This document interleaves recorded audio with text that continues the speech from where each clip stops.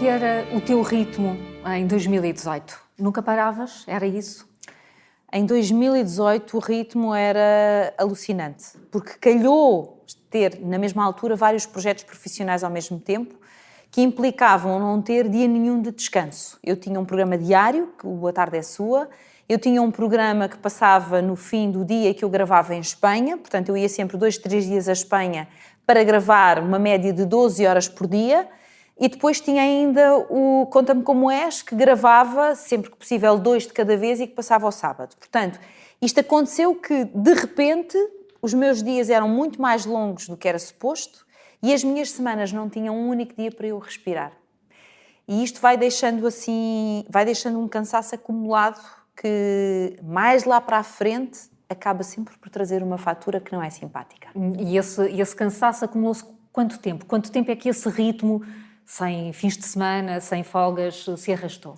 Olha, ali pelo mês de outubro ele começou a acelerar. Mês de outubro começou a acelerar, novembro também, dezembro já foi acelerado, janeiro e fevereiro foram péssimos nesse aspecto. Péssimos, porque aí é que não restava quase tempo nenhum.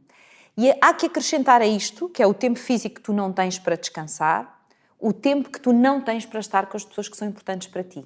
Porque isto também é importante. Nós também nos equilibramos e nós também nos restabelecemos quando temos tempo para estar com os nossos e com as pessoas que nós amamos. Quando isso também não existe, tu não tens nenhum sítio onde faças uma descompressão daquilo que foi o teu dia, a tua semana, o teu mês.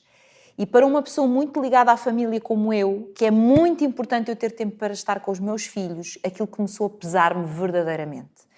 E então, ali pelo mês de fevereiro, o cenário já estava um bocadinho complicado para o meu lado. Porque foram então 5 meses que passaram até pela fase do Natal, a fase da família. Sim. Não havia tempo para a família. Lembras-te do Natal? Lembro perfeitamente. A fase do Natal, ali do dia 15 de dezembro para o final, aí já não estávamos com tantas gravações. Porquê? Porque é Natal e não há tanta disponibilidade. Só que eu já não consegui compensar o que trazia de trás. Porque depois aí é a agitação normal daquela época, o corre-corre, etc. Portanto, eu não desliguei. E atenção a isto do desligar. O desligar é mesmo importante. Nós precisamos de momentos em que fazemos off. E temos que fazer mesmo off. Quando tu vens muito acelerada, tu não vês sequer o botão para fazer o off. E, portanto, tu ocupas com stress, nem que seja stress da tua vida pessoal. Acrescentas 40 coisas... porque tu só estás habituada a trabalhar com 40 coisas ao mesmo tempo.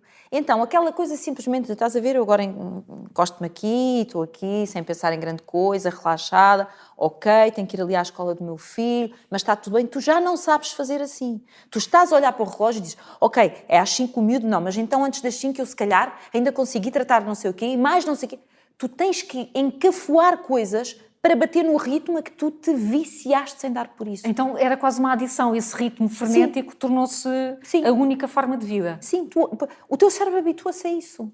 O que eu acho que acontece muitas vezes nas situações de burnout é que tu tens muitas vezes o ritmo profissional, que é isto que eu te dizia, mas às vezes depois quando sais, o teu cérebro não percebeu que tu saíste e ele continua a exigir-te o mesmo tipo de ritmo. Então tu inventas coisas para manter o ritmo que tu conheces.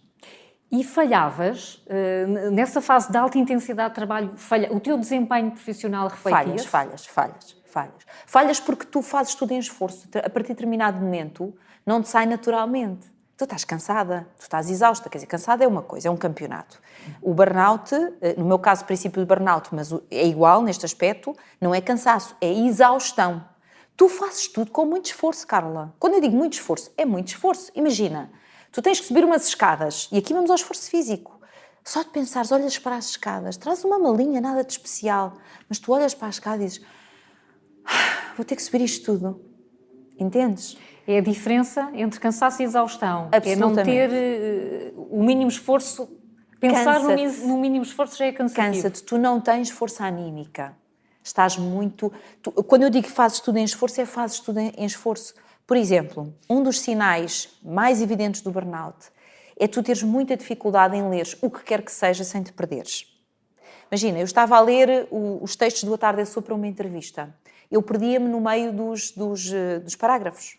Eu ia ao meio do parágrafo e eu já não lembrava o que tinha lido no início. Então tu tens que voltar lá. E tens que fazer um esforço acrescido, porque sabes que se não registares o parágrafo todo, há metade da história que tu não vais apanhar. Então, tu consegues, mas esforçando-te ainda mais. E no meu caso, que tinha esta consciência, ainda te sentes mais aflita, porque tu sabes o que é que está a acontecer. No meu caso, eu fui tomando consciência do que é que me estava a acontecer. A partir de quando, mais ou menos? Estamos aqui a falar... Janeiro. Em janeiro, não é? Portanto, janeiro. ao fim dos primeiros 3 meses, sim, até daquela ressaca do Natal em que o contacto familiar não foi tão calmo como tu gostarias, sim. Mas tu não te percebes na altura, percebes-te depois. Em janeiro eu começo a perceber que há aqui qualquer coisa que não está bem. E era o quê? Era essa exaustão? Que não é a mesma coisa que a exaustão, é a dificuldade de concentração, que é muita, a dificuldade de memorização, que é muita, o sono que não tem qualidade. Imagina, tu estás cheio de sono, deitas-te, dormes 1 hora e estás acordada. E a partir daí, a noite é um combate. É um combate. Tu estás deitada, à espera da oportunidade de voltares a adormecer, rezando a todos os santinhos para que seja um período um bocadinho mais alargado. Ok? Depois, este tal cansaço que te dizia, uma certa apatia. Há uma certa apatia. Há por um lado esta coisa de não paro, mas por outro lado há momentos em que tu te sentas e parece que estás anestesiada. Estás apática. Alguém vem e diz-te qualquer coisa que é suposto tu reagires e tu não tens força para reagir. Ouves e dizes, está bem. Eu acho que são os momentos em que tu folgas interiormente sem estares por isso. Dizes, está bem, género, agora não tenho que dizer mais nada. Vou ficar por aqui. Esta questão da apatia também é importante. E um outro sinal chama-se tristeza. Há uma tristeza que se vai instalando, porque repara uma coisa, há momentos que tu estás triste na tua vida e tu sabes que tens razão para estar triste, porque imagina, estás a enfrentar um divórcio, morreu-te um parente, ficaste sem trabalho, não sei. Agora, tu olhas para a tua vida de forma fria e com distanciamento e dizes, não há razão para estar triste, as coisas estão onde era suposto estar. Eu concretizei aquilo que queria, eu tenho as pessoas que eu amo. Eu estou triste porquê?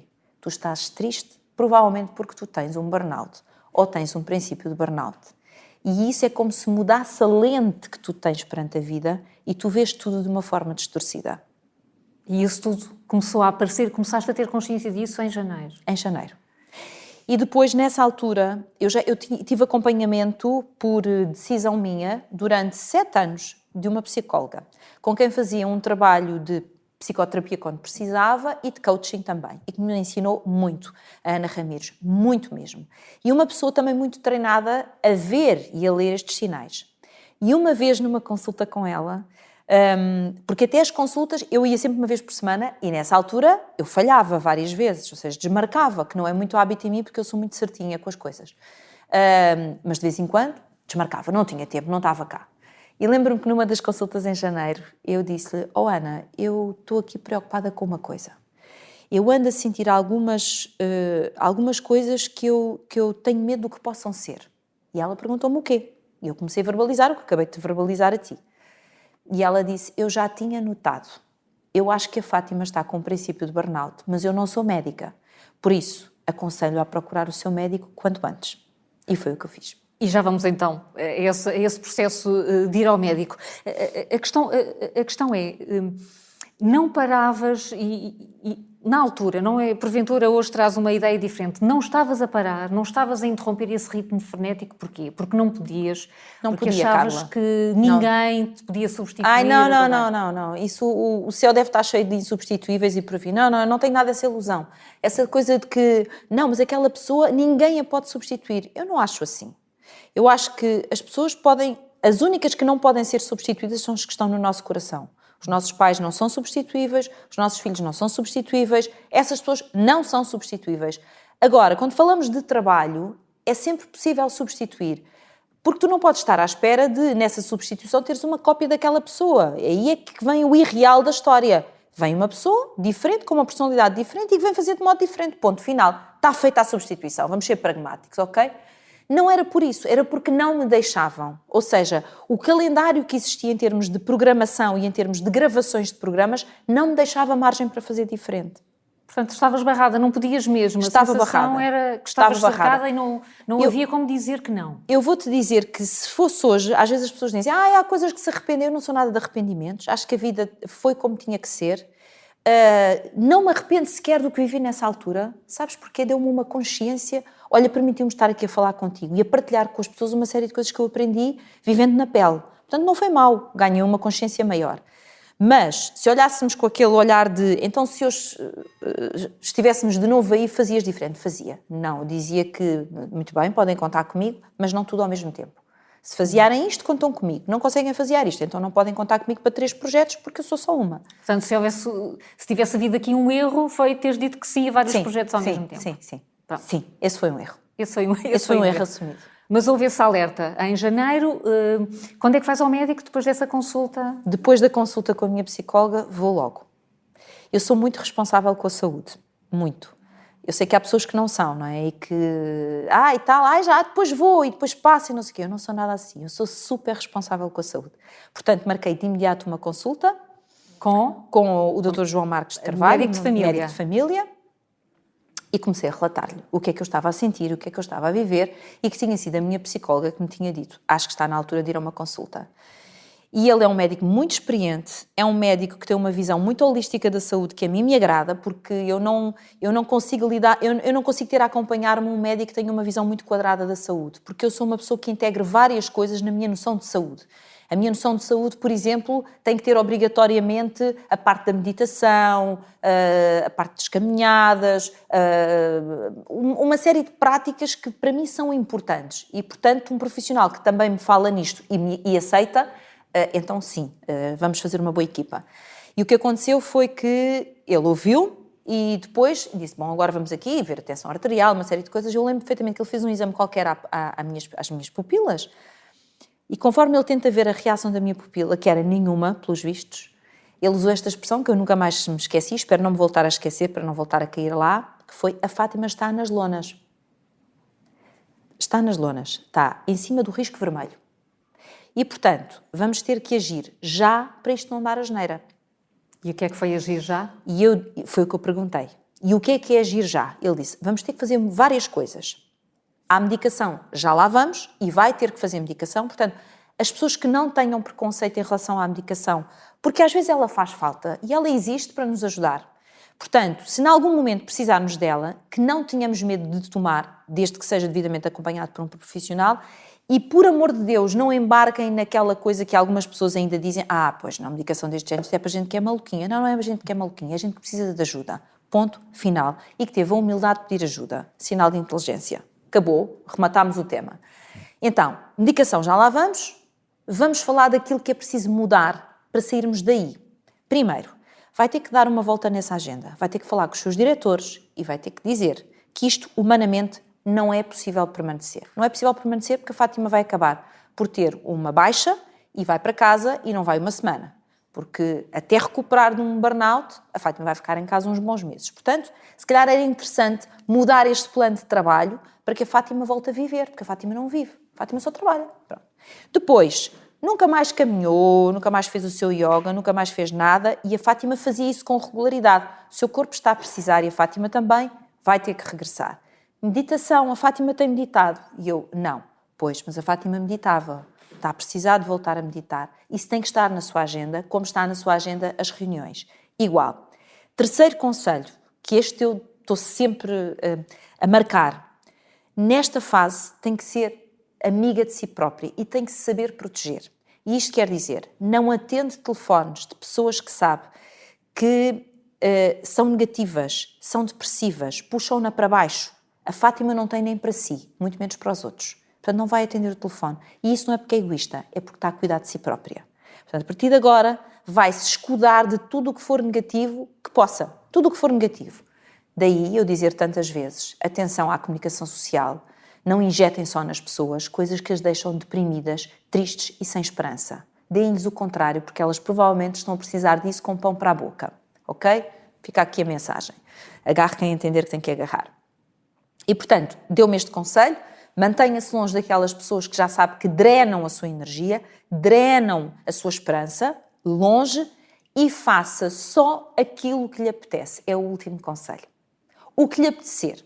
Está em casa, apetece-lhe caminhar. Obviamente tem as suas obrigações, tem que as cumprir. Se é horário de ir trabalhar, pois com certeza tem que ir trabalhar. Mas chega à casa, tem 40 tarefas para fazer de casa e dos filhos. Não lhe apetece, não faça. Faça os mínimos olímpicos. O resto, deixa para depois, porque a Fátima tem que estar primeiro. Ouvindo isso, o que é que sentiste? Qual foi a tua reação? Que estava nas minhas mãos sair dali. E isto é muito importante. Se tu colocas o poder de sair dali nas mãos de outra pessoa ou simplesmente no fármaco que te vão dar a seguir, tu estás-te a demitir de um papel importante que tu tens com a tua saúde. Porque é a tua saúde, não é a minha. É a tua. Tu tens que fazer alguma coisa para a recuperar ou para a preservar. E se fores tu a fazer, como estás a fazer parte do processo, tu também vais valorizar isso. E numa próxima experiência, se ela existir, tu vais estar alerta mais cedo. Tu sabes o trabalho que te deu sair dali. E, portanto, tu vais evitar voltar a repetir o mesmo erro. Então quer dizer que houve e vou usar uma palavra da moda, houve um empoderamento Sim. pessoal, não ficaste assustada, não te deu para pensar, e agora eu estou aqui numa linha vermelha que me pode deixar muito mal. Não fiquei... eu sei que é uma palavra da moda, mas é uma palavra que ela é mesmo muito importante. Porque muitas vezes o que se passa com as pessoas é que elas não são nada... Das duas, uma. Ou elas por si não são pessoas que fizeram um percurso em que se sintam empoderadas, ou então estão rodeadas de pessoas que não lhes dão a oportunidade de elas se empoderarem. O que o meu médico me fez foi empoderar-me. Foi dizer, eu estou cá, sou profissional, estou na retaguarda, vou ajudá-la em tudo o que a Fátima for precisar de mim. Mas o grande caminho é feito por si. Eu só estou aqui atrás a ver se precisa de mais alguma coisa, mas é a Fátima a fazer. E isto é muito importante, Carla, porque dá-te uma consciência até da tua capacidade de sair de lá. E isto ajuda-te, animicamente e psicologicamente, ajuda-te. No dia que tu começares a dormir bem, por exemplo, tu sabes que estás a dormir bem, não só porque tomaste aquele compromisso que tens de tomar, mas porque voltaste a caminhar e porque não te deitas sem fazer os 5 minutos de meditação. Então, de alguma forma, estás grata a ti própria. Tu colaboraste nisto. E isto é extremamente importante. A tendência maior das pessoas é fazerem assim com a saúde.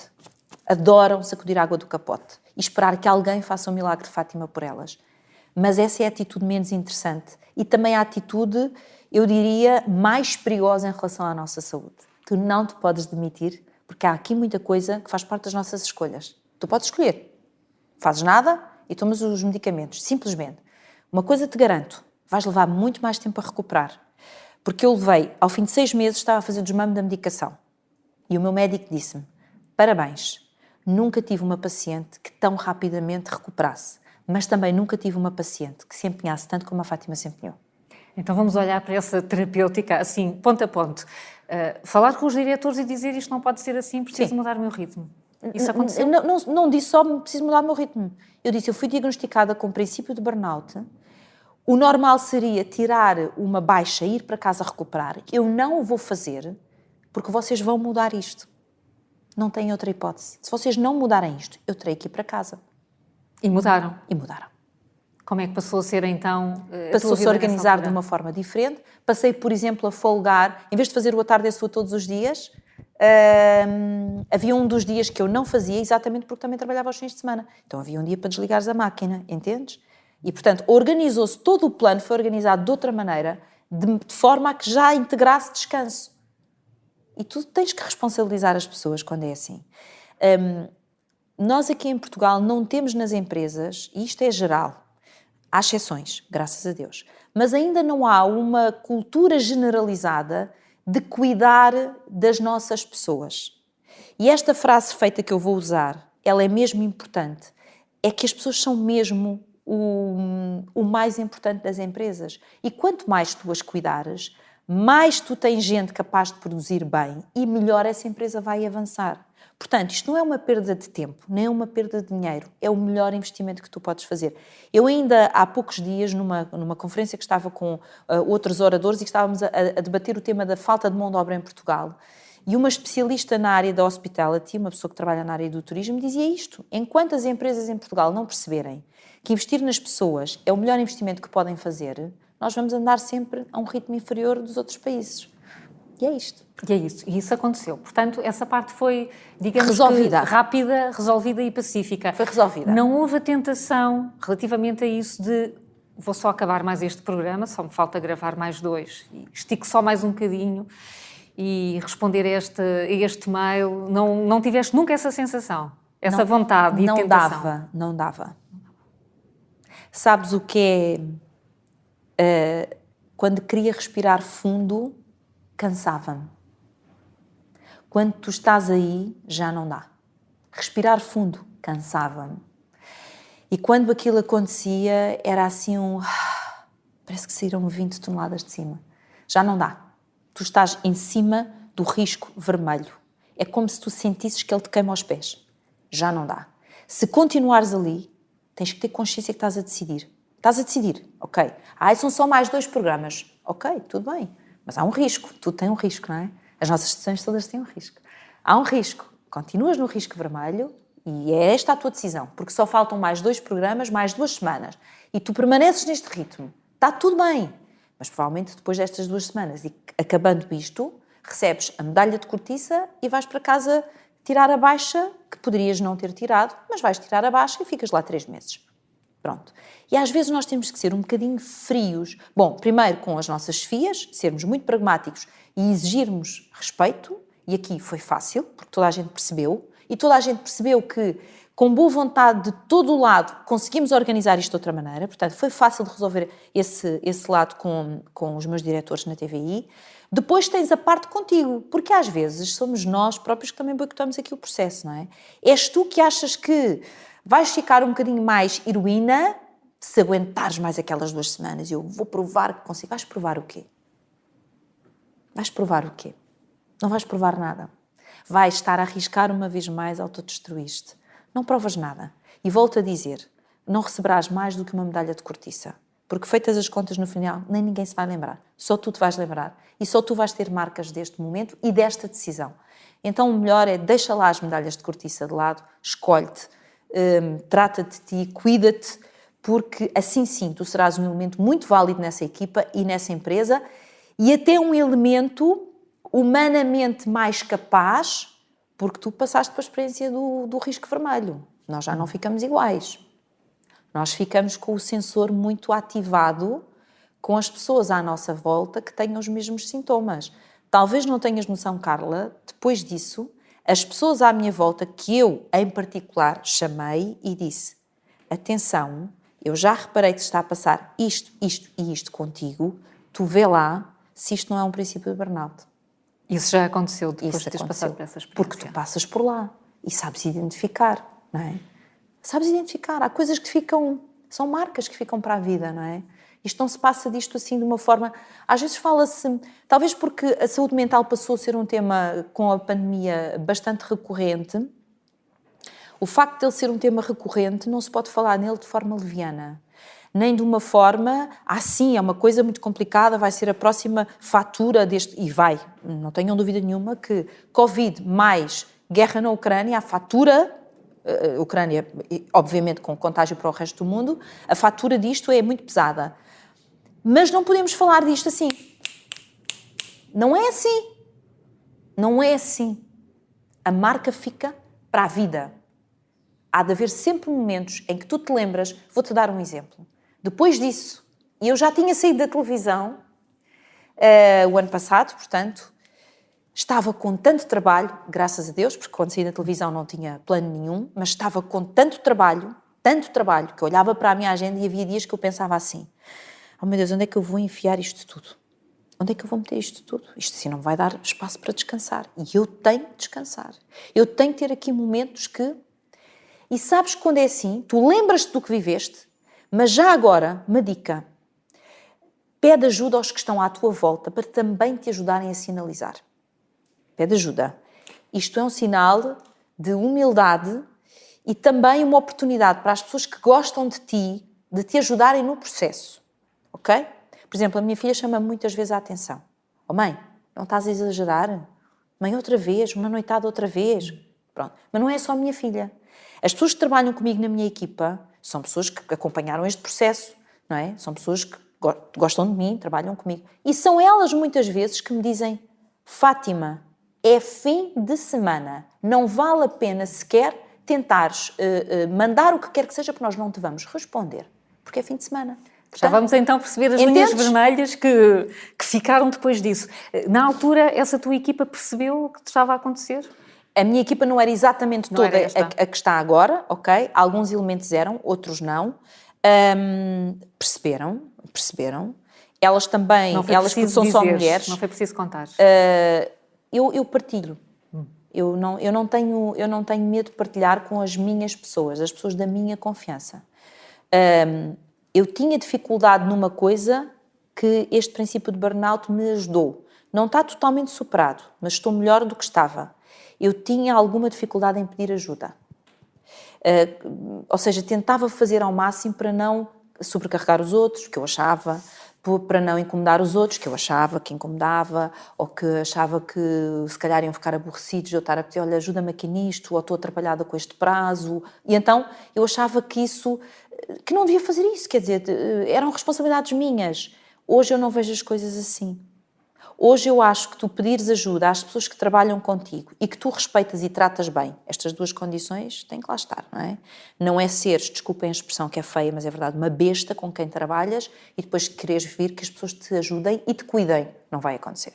Ou então vai porque têm medo de perder o ordenado. Isso é outra conversa, não é? Agora, genuinamente, aquela coisa que tu fazes porque queres ver o outro bem, não vai acontecer.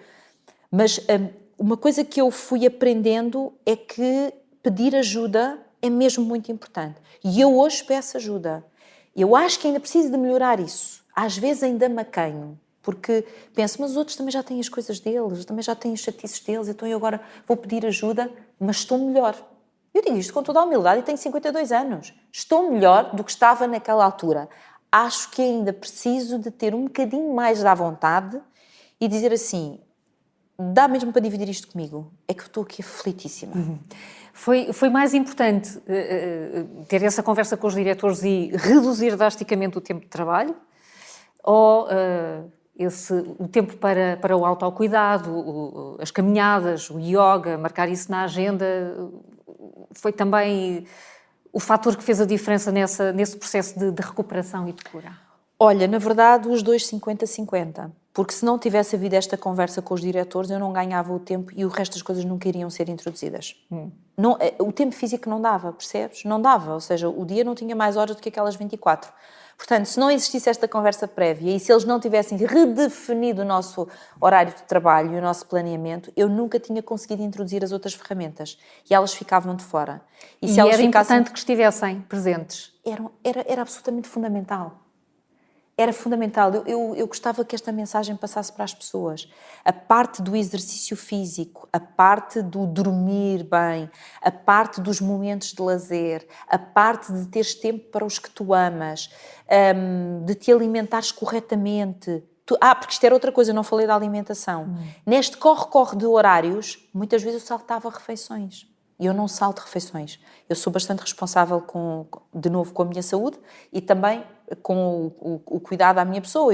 Se eu sei, por exemplo, que não posso almoçar, imagina tu, então eu não saio de casa sem uma marmita, sem vários snacks, várias coisas, para não ficar ali à fome. E naquela altura era tanta a correria que às vezes passava horas infinitas sem comer e nem me apercebia. Portanto, estava tudo errado, entendes? Estava tudo errado. Mas tudo isto é muito importante. E esta é a parte que tu podes fazer. Esta é a parte que tu podes fazer. É bom, não é? Tu sabes que tu podes mudar aqui algumas coisas. Então, introduzir estas ferramentas que estão na tua mão, não estão na mão de outros, também te vai ajudar neste processo.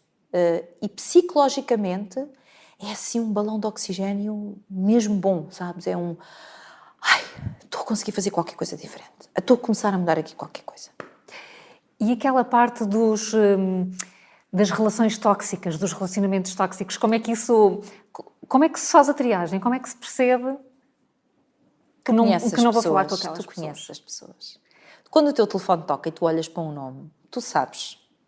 Eu sei, tu sabes. As pessoas sabem, não é? Eu olho para aquele nome e digo, esta pessoa vai ficar 40 minutos ao telefone, mesmo que eu não lhe dê troco. Dos 40 minutos vai estar 35 a queixar-se e 5 minutos e eventualmente a perguntar, estás bem, não estás, queres fazer qualquer coisa de divertido? 5 minutos estou a ser generosa, não atendas. Eu aí fui um bocado bruta. eu às vezes sou um bocado bruta. As pessoas dizem, mas a Fátima é muito sensível. Eu digo sempre, baixem a expectativa, porque eu sou sensível, mas sou um bocadinho bruta. Ou talvez excessivamente pragmática, não sei se uma se outra, mas se disserem que sou um bocadinho bruta, eu também não vou ficar ofendida com isso.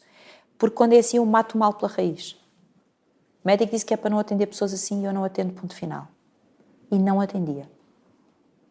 Às vezes dava-me ao trabalho de mandar a seguir uma mensagem e dizer, não posso atender, depois explico-te. Isto de não atender os telefones não pode parecer que és desagradável e não pode haver aqui uma hesitação em não atender chamadas? Isso é um campeonato que eu já não assisto. A história do, parecer mal, se calhar vai parecer mal, se calhar as pessoas vão ficar ofendidas. Repara, eu já não quero estar aí. Eu já não quero estar aí porque as pessoas que te conhecem realmente bem sabem a massa de que tu és feita e sabem que tu não és uma pessoa insensível. Portanto, se tu não atendes, há alguma razão. Se é uma urgência qualquer e tu não atendeste e a pessoa precisa mesmo de falar contigo, o mais provável é mandar uma mensagem seguinte assim, olha Carla, aconteceu este cataclismo, preciso mesmo de falar contigo. E então aí eu devolvia. Mas nestas situações, pelo menos durante aquele período, eu não me lembro de ninguém me ter ligado com uma situação de vida ou morte. Às vezes eram situações daquelas que, como dizem os brasileiros, jogar conversa fora. Mas conversa fora que não me punha a sorrir. Se fosse uma coisa que me pusesse a sorrir, bem disposta, olha, contar umas piadas, umas anedotas, sei lá, qualquer coisa assim, que eu não tenho jeito nenhum, nunca poderia contar anedotas. Tudo bem. Mas agora a coisa do queixume, a coisa da crítica e do ver lá o que é que me aconteceu, blá, blá, blá. Não, agora não dá, não vou dar para o peditório, já dei, não dá.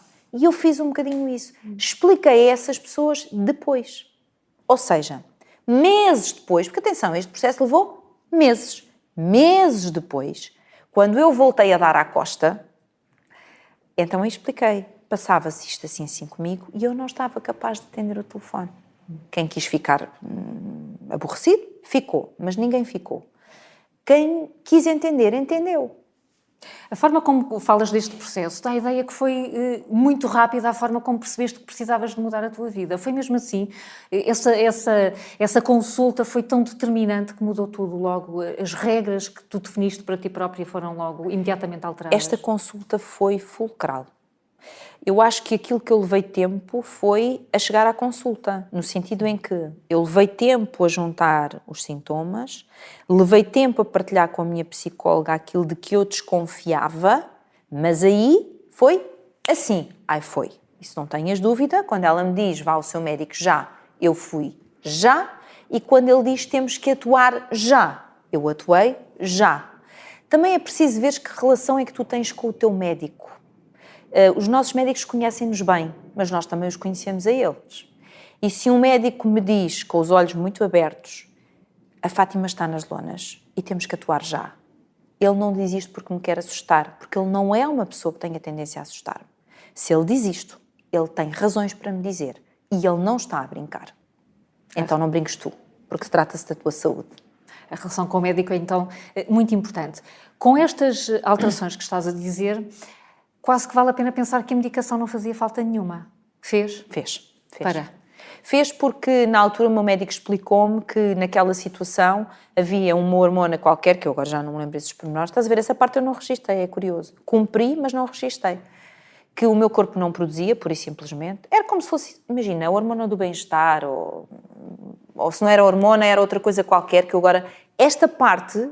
Eu não sei reproduzir. Eu sei que tomei uma medicação e que ao fim de 6 meses fiz o desmame da medicação, só precisei de tomar uma.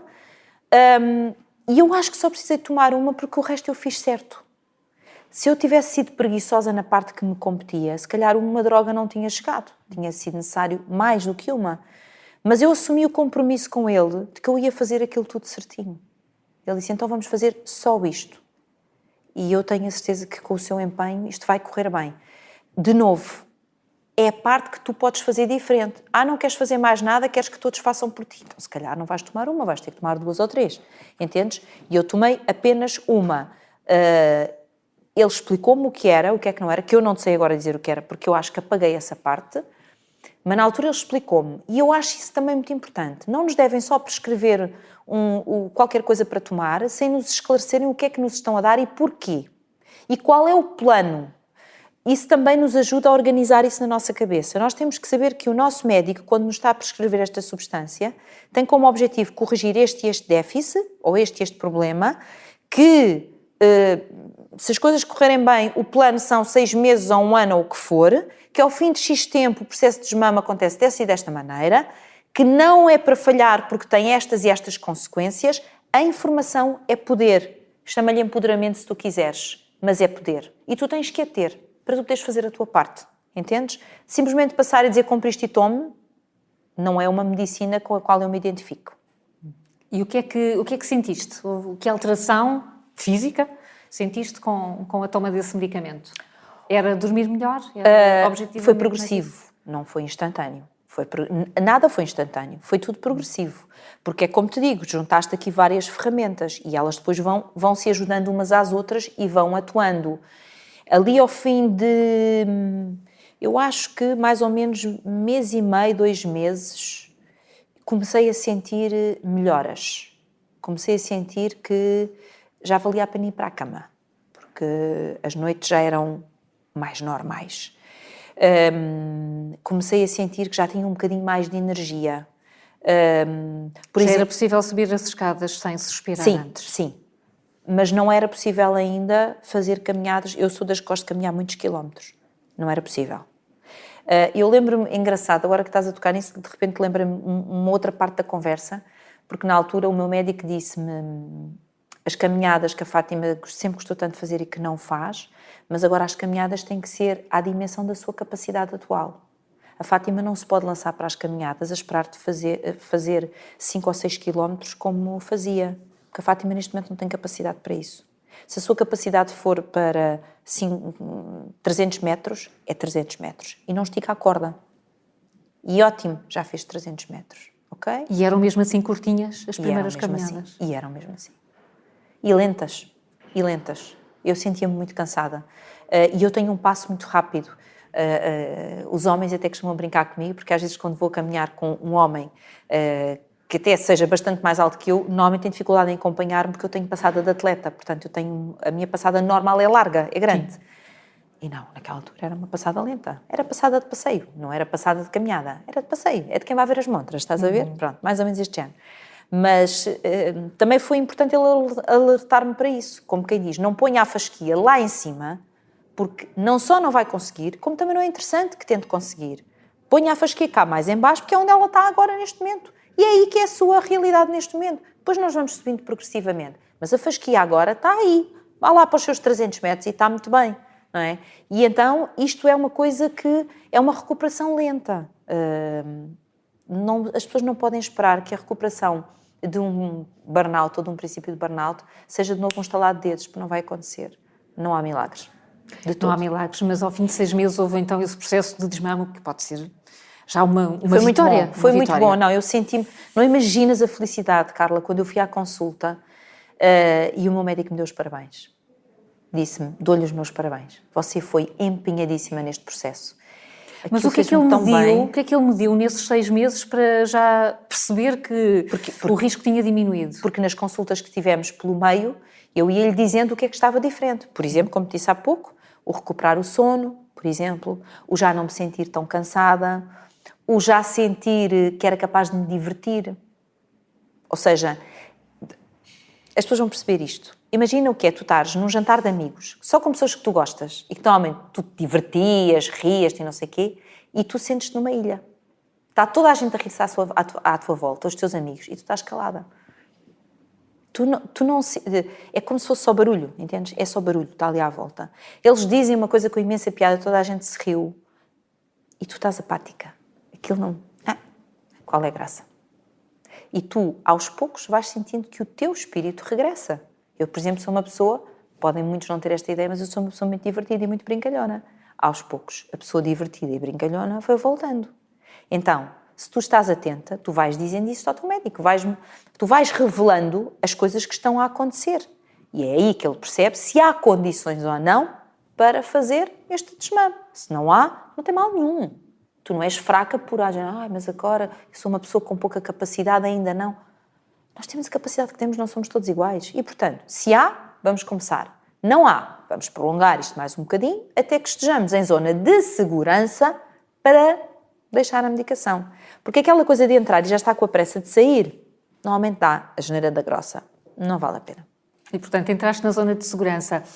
Quando se está nessa zona e se passa por este processo e há uma vitória, a tentação é, eu agora já posso esticar um bocadinho a corda porque já sei voltar para trás. Não. O que acontece às vezes, pelo menos comigo aconteceu e acontece, e se calhar acontece com muitos seres humanos, é que nós às vezes temos memória curta. Por isso eu te dizia, o ano passado várias vezes tive a dizer, calma, Maria de Fátima, calma, e a equipa à volta, calma, não pode ser assim. A tua vida não pode continuar neste ritmo mais tempo. Imagina que eu tenho 2 semanas daquelas loucas, campainhas à minha volta, e não era eu, era quem trabalha comigo a dizer, não vai continuar assim, pois não? Tens consciência que isto não vai poder continuar assim. Tu tens de descansar. E isto faz-te refrescar a memória, porque nós temos todos memória curta. O ser humano tem memória muito curta. Aliás, a história está cheia de exemplos. A história e as histórias da vida das pessoas, cheias de exemplos de que nós às vezes nos esquecemos com alguma facilidade das coisas. Portanto, de vez em quando convém fazer um refresh, que é para nós nos lembrarmos. Então, agora, neste momento, os sinais de alarme que tens até são da equipa à volta. Não é olhar para a agenda e ver a agenda muito preenchida 1 semana ou 2. Não voltaste a ter esse cansaço, a irritação, o sono mais irregular? Quando eu, por exemplo, estava-te a referir a situação que aconteceu o ano passado, mesmo sem a equipa dizer nada, tu olhas para a agenda e tu vês que aquilo, quer dizer, vais-te matar no processo de continuares assim. Tu hoje sabes disso. Eu falo para mim que passei por lá. Isto está aqui 2 semanas, mas não pode passar 2 semanas. Agora, é muito mais fácil se quem está à tua volta reforça a mensagem. Porque ajudam-te. Carla, ajudam-te. E, de novo, se são tua equipa, ajudam-te a vários níveis. Primeiro, chamando a atenção e, se calhar, tirando-te peso das costas. A minha equipa faz isso comigo muitas vezes, que é, no que é que te podemos ajudar? Mas, olha, o que é que tu tens... Vamos lá, Fátima. Prazos. O que é que tens com prazos? Olha, tenho isto. Mas houve uma coisa. Isto tem mesmo que ser nesta data. Não achas que é possível falar com eles e passar para dali a 1 mês e meio depois? Olha, se calhar até é. Ok, vou ver se consigo. Entendes? Às vezes a equipa só faz o seguinte. Pega em ti pelo bracinho, puxa-te para trás e diz assim, vamos olhar para a tua vida com um passo para trás e vamos ver se isto não é alterável. E tu às vezes vês que é alterável. Entendes? Portanto, eles ajudam-te. Mas tu tens que ter consciência, quando olhas para a agenda, e aí se me perguntares, já estás aí? Ai, já! Eu, por exemplo, hoje que vinha ter contigo, para tu perceberes, tinha uma manhã onde, para eu cumprir os horários de tudo o que eu tinha, não me ia sobrar tempo, por exemplo, para almoçar. E eu tenho tido dias muito cheios. O que eu fiz foi, peguei no telefone, desmarquei a última coisa antes da conversa contigo e disse, isto pode passar para a semana que vem, não tem problema nenhum, não é uma coisa com prazo, não nada. Faz-lhe diferença. Não me faz diferença nenhuma, Fátima. Passou para outra semana, almocei tranquilamente com a minha mãe em casa, enquanto dei 2 dedos de conversa com ela, tranquila, maquilhei-me tranquilamente e vim para aqui. Já fez o do dia. Percebes? É estas pequenas coisas. E essas pequenas coisas, então, estão sempre presentes nas decisões do dia-a-dia, mesmo hoje? Têm que estar. Para mim e para toda a gente. Isto é permanente. Ou então tu decides que queres sempre viver em stress absoluto. Há pessoas que se viciaram no stress. Como eu já te disse, se o teu cérebro só conhece essa linguagem, quando tu não tiveres trabalho a estressar-te, vais arranjar coisas pessoais que te estressem. Que é para tu estares no padrão que tu conheces. Aquilo é o teu modus operandi que tu conheces. E é qual? Sempre a 4.000. Estou sempre a 4.000. Não me ponho a 2.000 que eu vou ficar... E agora? O que é que eu faço? Entendes? Há pessoas que não sabem não fazer nada. Porque nunca o fizeram, nunca experimentaram. E repara uma coisa, porquê que se diz que quando entramos de férias, eu tenho 2 semanas de férias, a primeira semana é para desligar, a segunda é que eu desfruto. Porque nós, seres humanos, estamos tão habituados a um determinado ritmo que quando de repente dizem off, tu nem sabes como é que aquilo se faz. Off. Então, mas o mail, não vou ao telefone. nós ficamos sem jeito. Nós ficamos sem jeito. Precisamos de perceber que aquilo é seguro desligar para depois então desligarmos. Mas tu consegues desligar? Tens o botão de off? Quando eu vou de férias consigo desligar. Logo no primeiro dia? Não. Se eu te dissesse isso estava a mentir. Não. Levo pelo menos uns 3 dias. Uns 3 dias a perceber que posso não fazer nada. Posso não fazer nada. Posso simplesmente existir. Pelo menos 3 dias. Ao fim de 3 dias eu digo, ok, isto veio para ficar, eu posso mesmo desligar. Eu posso mesmo não fazer nada e agora sim vou desfrutar. Mas devem ser muito poucas as pessoas que conseguem este desligar automático, se é que é possível fazer um desligar automático. Talvez seja possível se o tipo de vida profissional que tu tens é uma coisa por si muito tranquila, muito serena e uma coisa com baixíssimo stress. Então aí a passagem para umas férias deve ser uma coisa, assim uma espécie de prolongamento. Agora, nestas vidas profissionais que nós escolhemos, não é assim. Nós andamos sempre em ritmo muito acelerado. E a passagem não é uma passagem simples, automática e fácil. Portanto, precisamos de dar uns dias a nós próprios, negociarmos com o nosso espírito, e chegar a uma base de acordo e depois então entram as férias. A vida passou a ter outro sabor depois desta experiência? Completamente. Não é agradável sentir o que eu senti. Não é bom. Não é bom. Tu sentes que se continuares assim vais-te despistar em alta velocidade. E pior, pode ser um despiste do qual não tenhas retorno. Não haja retorno.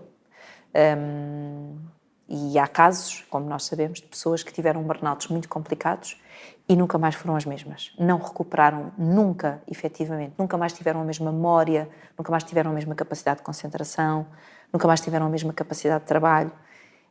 E se nós sabemos destes exemplos, então convém não escalar. Obrigada. Obrigada, eu.